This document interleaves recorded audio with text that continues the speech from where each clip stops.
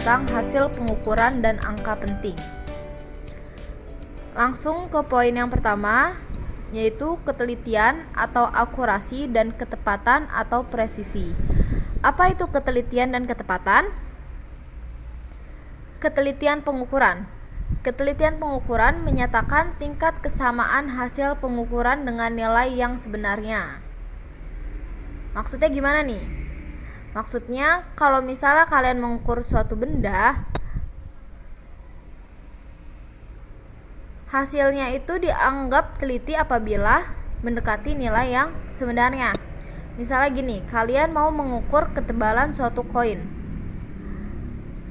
Hasil yang kalian peroleh ketika kalian mengukurnya menggunakan mikrometer skrup dengan kalian mengukurnya menggunakan penggaris itu pasti berbeda. Kira-kira lebih teliti yang mana? Lebih teliti yang mikrometer skrup. Kalian bayangkan aja kalau misalnya kalian mengukur ketebalan koin menggunakan penggaris, itu pasti kesulitan kan? Karena ketebalan koin itu sangat tipis, sedangkan ketelitian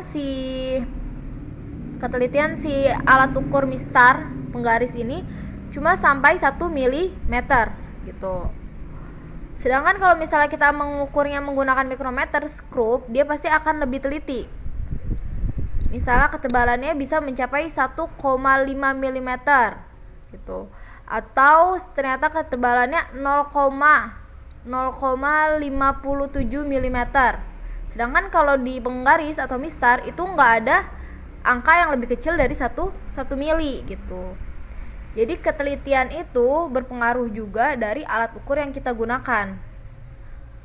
Kalau misalnya kita menggunakan alat ukur mikrometer skrup yang ketelitiannya lebih tinggi, otomatis hasil pengukurannya juga lebih tinggi atau lebih mendekati nilai yang sebenarnya. Kita lanjut ke ketepatan. Ketepatan pengukuran menyatakan tingkat kesamaan hasil pengukuran dalam beberapa kali percobaan. Dalam pengukuran fisika biasanya mengukur suatu besaran fisika itu nggak cuma sekali, beberapa kali, lebih dari sekali. Nah, hasil pengukuran tersebut dikatakan tepat apabila dalam beberapa kali percobaan itu nilainya selalu sama atau mendekati, nggak berbeda jauh. Tapi kalau misalnya dalam beberapa kali percobaan hasilnya berbeda-beda, berarti hasil pengukuran itu tidak tepat. Ketelitian dan ketepatan bisa kita gambarkan pada gambar berikut ini. Nah, gambar ini merupakan gambar busur panah ya. Kalau misalnya kita memanah, pasti yang skornya paling tinggi itu atau tujuan kita itu di sini, di titik yang paling tengah. Kalau misalnya ternyata panahnya meleset, berarti itu tidak teliti kan memanahnya. Nah, di A ini yang kuning-kuning ini menggambarkan percobaan memanah. Percobaan pertama dia memanah hasilnya di sini, kedua di sini, ketiga di sini dan seterusnya. Berarti hasilnya itu dia tidak teliti dan tidak tepat. Kenapa? Karena percobaan pertama dia tidak mendekati nilai yang sebenarnya, dia melenceng jauh. Terus percobaan yang kedua dia juga sama, dia tidak mendekati nilai yang sebenarnya dan juga tidak sama hasilnya dengan percobaan yang pertama. Berarti dia tidak tepat karena dalam beberapa kali percobaan hasilnya dia berbeda-beda gitu. Berarti yang A ini dikatakan tidak akurat dan tidak presisi. Kalau yang B, titik-titik kuningnya dia mengumpul di tengah. Berarti apa nih? Berarti dia presisi dan akurat karena dalam beberapa kali percobaan nilainya sama dan nilainya mendekati nilai yang sebenarnya. Berarti dia akurat dan presisi. Sedangkan yang C ini dia mengumpul tapi dia jauh dari nilai yang sebenarnya. Berarti percobaan yang C ini dia tidak teliti tapi tepat gitu. Atau presisi tapi tidak akurat karena dia tidak mendekati nilai yang sebenarnya walaupun dalam beberapa kali percobaan hasilnya dia sama. gitu. Ini mungkin bisa menggambarkan definisi dari ketelitian dan ketepatan.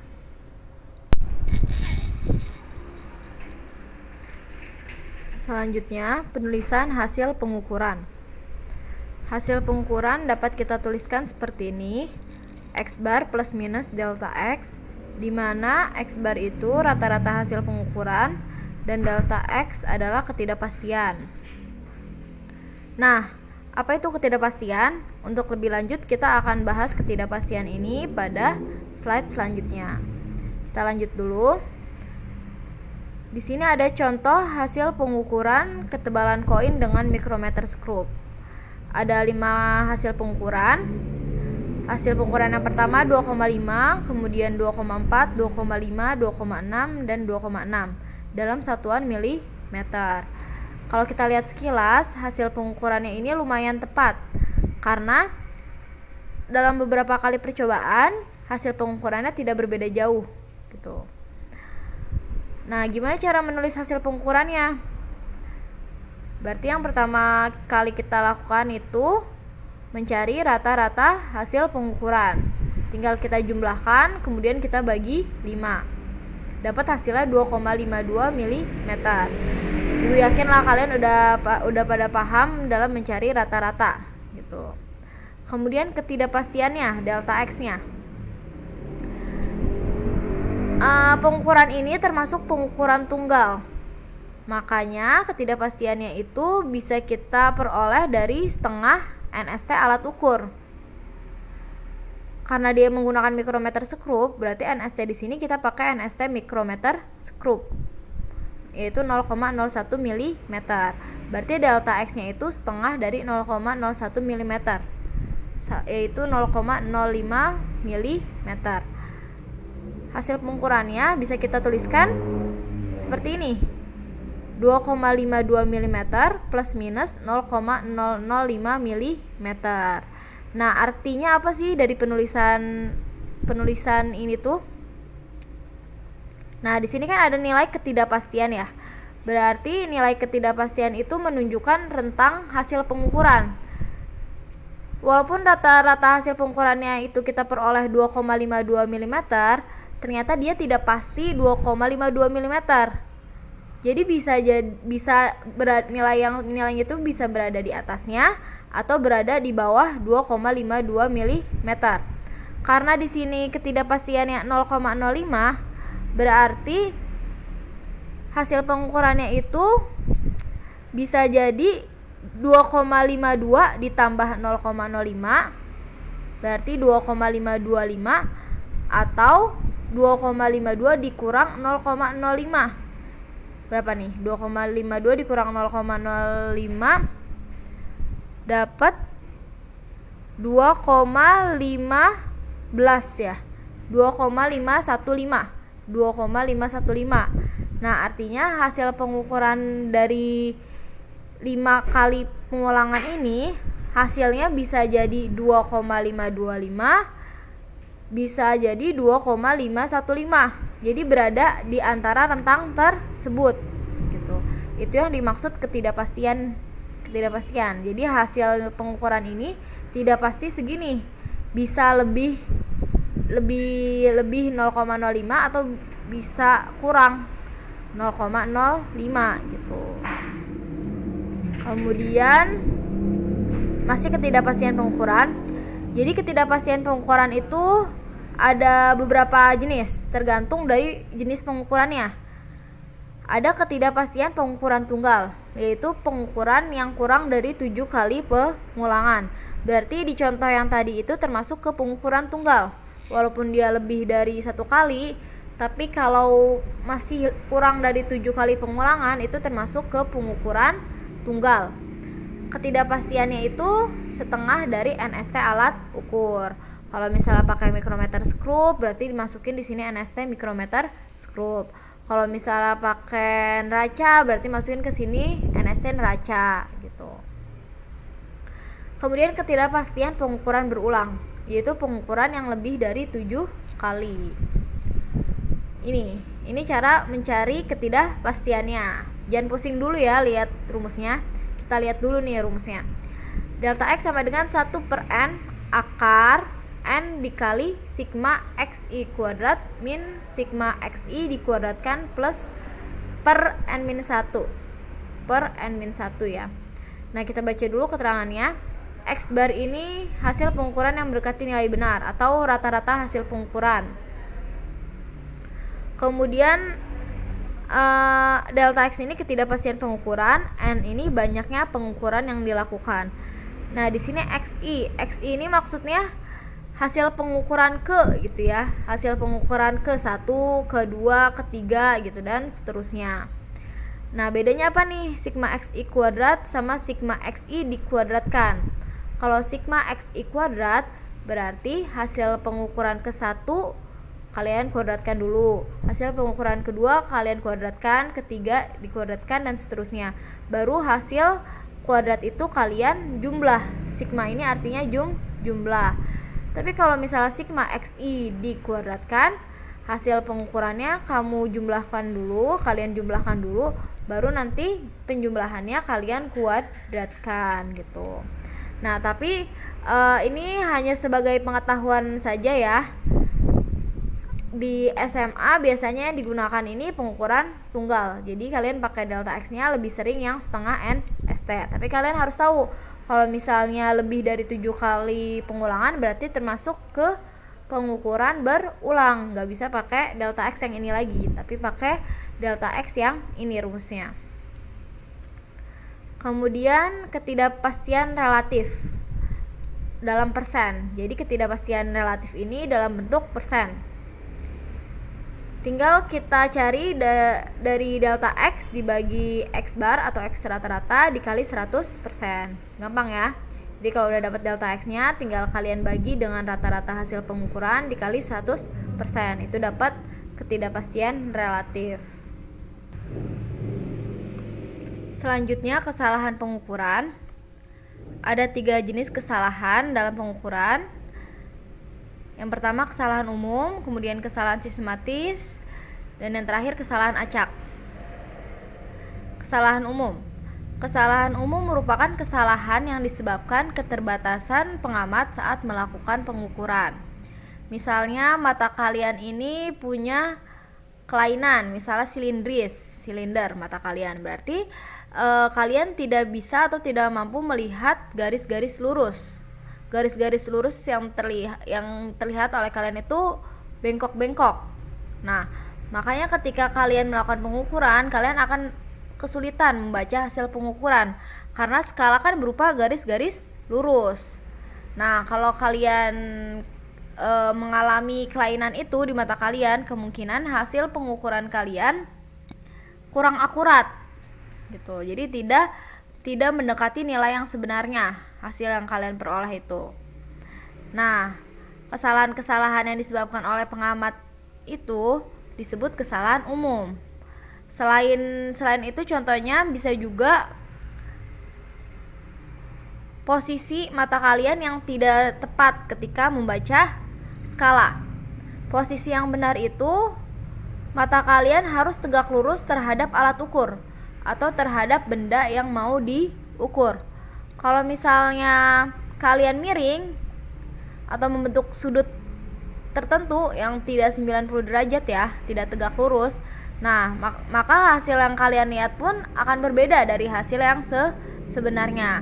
Makanya ketika kalian mengukur sesuatu, usahakan pandangan kalian, mata kalian tegak lurus terhadap alat ukur atau benda yang diukur. Nah, kesalahan pengukuran akibat posisi mata yang tidak sesuai ini disebut juga kesalahan paralaks.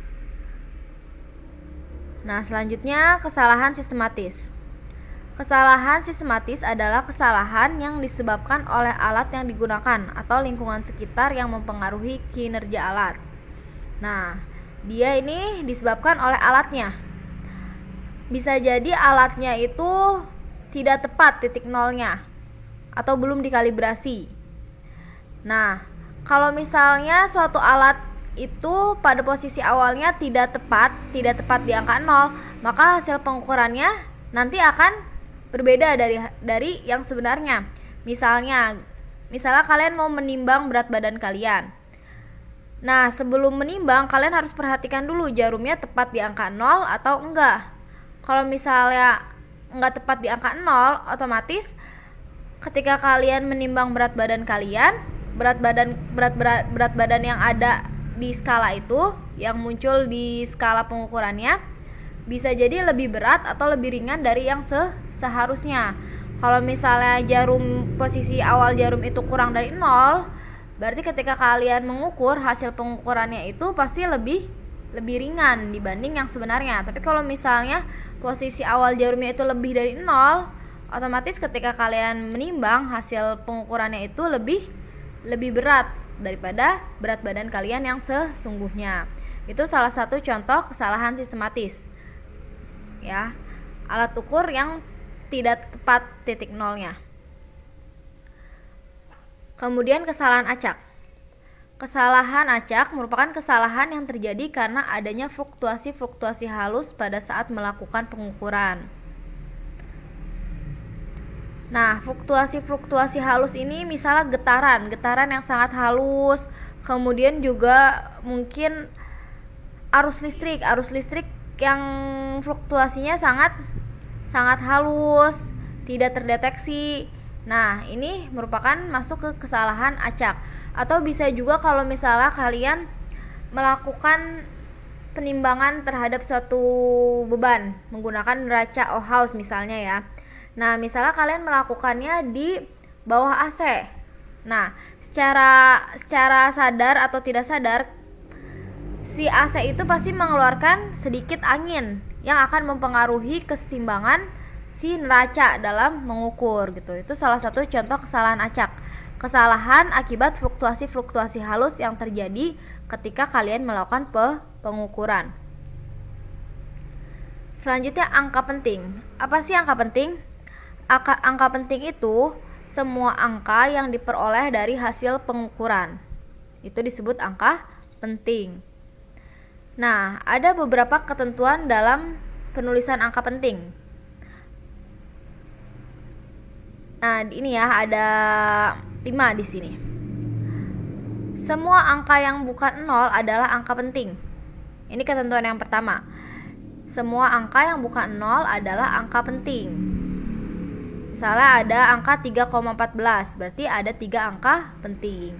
Kalau 1764 berarti ada 4 angka penting. Kemudian angka 0 yang terletak di belakang angka bukan 0 bukan angka penting. Nah, ini misalnya contohnya 1500, berarti dia ada 2 angka penting. Ya. Karena 0 yang di belakang angka bukan 0 itu tidak merupakan angka penting atau bukan angka penting. Tapi beda lagi kalau misalnya dia dalam desimal. Angka 0 yang terletak di belakang ya, dalam desimal adalah angka penting. Jadi bedakan ketika dia desimal, angka 0 yang di belakang itu termasuk angka penting. Tapi kalau misalnya bukan desimal, angka 0 yang di belakang itu bukan angka penting. Kemudian yang keempat, angka 0 yang terletak di depan angka penting dalam desimal bukan angka penting. Nah, berarti dalam desimal 0 yang di depan itu, 0 yang di depan bukan yang di belakang itu bukan merupakan angka penting gitu. Jadi kalau misalnya ada 0,0000015, berarti angka pentingnya cuma 2. Yang depan ini bukan angka penting. Kemudian yang terakhir, angka 0 di antara angka penting adalah angka penting. 0 yang berada di antara angka penting, angka bukan 0 merupakan angka penting gitu. Nah, ini kalian baca ulang aja lagi, kalian ingat-ingat. Tapi dari 5 ketentuan ini bisa kita simpulkan bahwa yang termasuk angka penting yang pertama adalah angka bukan 0. Angka bukan 0 itu termasuk angka penting. Kedua,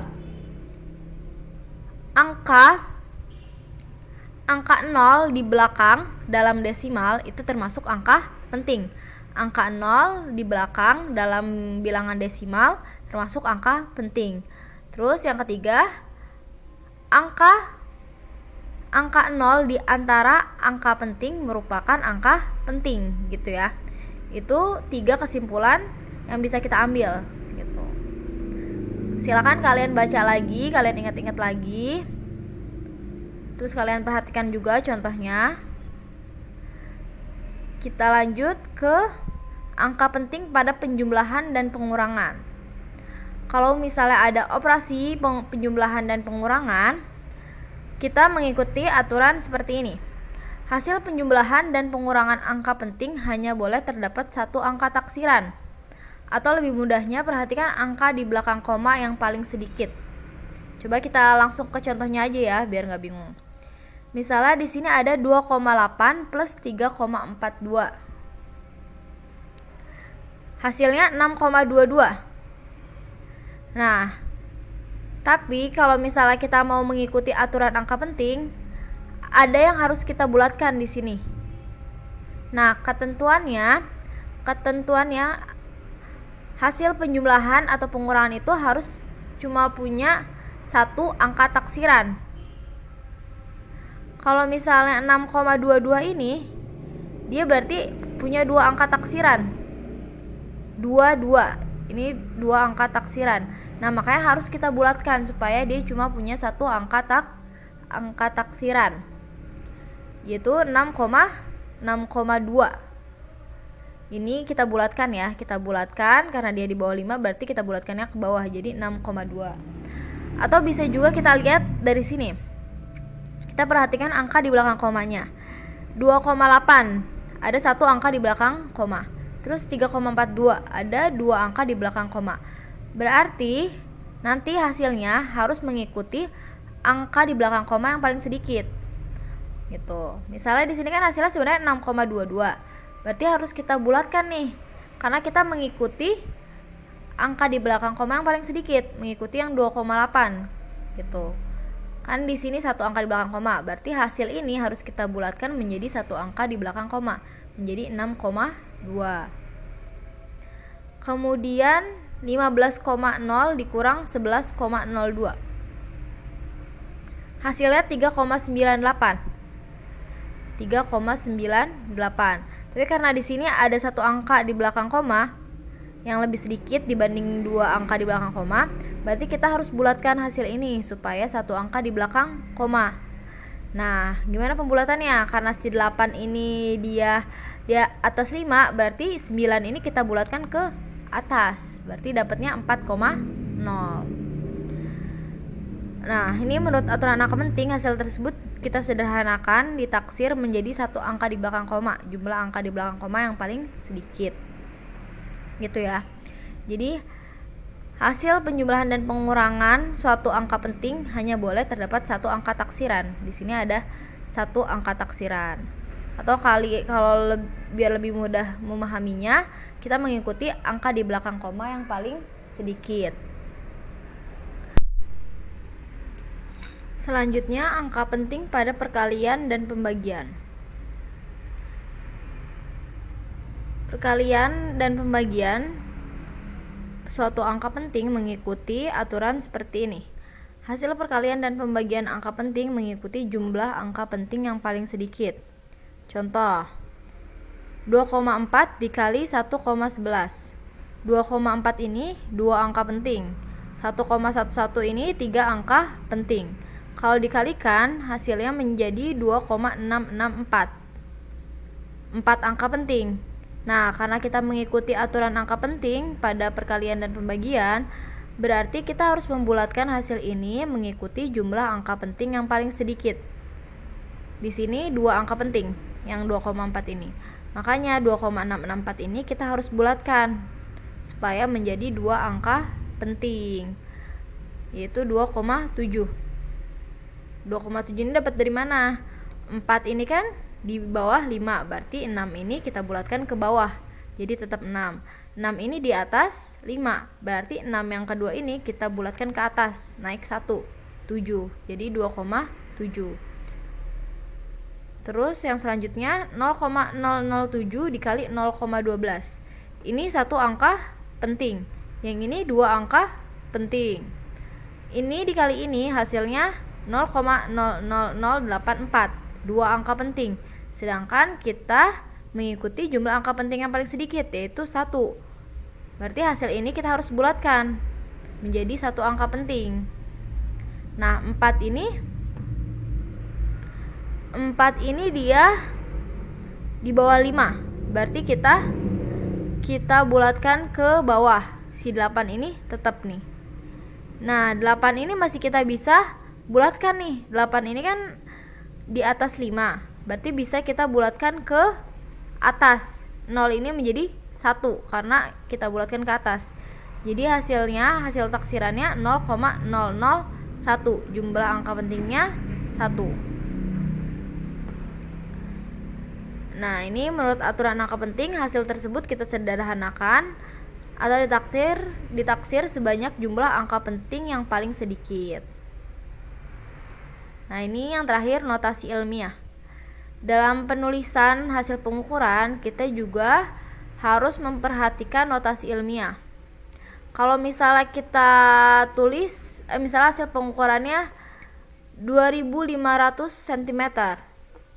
Nah, gimana sih cara menulis notasi ilmiahnya? Kayak gini, A dikali 10 pangkat N, di mana A ini nilai antara 1 sampai 9,9, berarti tidak melebihi 10. Misalnya 2000 kita ubah menjadi notasi ilmiah menjadi 2 dikali 10 pangkat 3. Nah, 2 ini masih berada di dalam rentang 1 sampai 9,9. Kemudian 75.000 kita ubah menjadi 7,5 kali 10 pangkat 4, ya kan? Maju nih, 1, 2, 3, 4, berarti 10 pangkat 4. Kenapa enggak 75 kali 10 pangkat 3? Karena 75 ini melebihi 10 gitu, enggak sesuai dengan aturan notasi ilmiah. Kemudian 0,05 kita ubah menjadi 5 kali 10 pangkat min 2. Kalau komanya kita majuin ke depan, berarti dia pangkatnya minus ya. Kalau ini kita kurangin ke belakang, berarti dia plus. Kalian perhatiin deh ini perubahan antara pangkat positif dan pangkat negatif. Kalau pangkat negatif itu dia koma. Kalau pangkat positif dia berarti nolnya nambah ke depan. Nah, ini contoh lainnya 0,0025 kita ubah menjadi 2,5 kali 10 pangkat min 3. Nah, sekian materi pada video kali ini.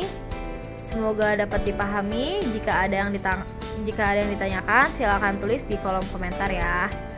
Wassalamualaikum warahmatullahi wabarakatuh.